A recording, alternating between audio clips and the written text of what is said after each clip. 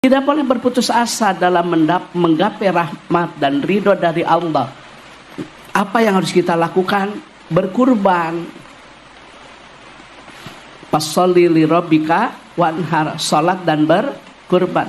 Barang siapa yang diberikan rezeki oleh Allah tidak mau berkurban, jangan dekat-dekat tempat salatku.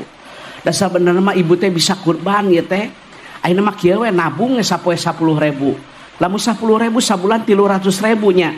Berarti lamun 10 bulan 3 juta kan sudah bisa kebeli kambing kan. 3 juta teh di lumur mah badag ya. Ieu mah 3 juta teu mampu, kurban teu mampu. Ai pagawean udud sama kita tadi ngepluk ke udud.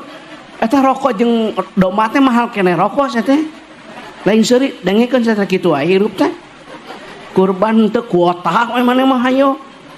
Ai kuota kabeuli kurban teu kabagian ngadat sia eta mah.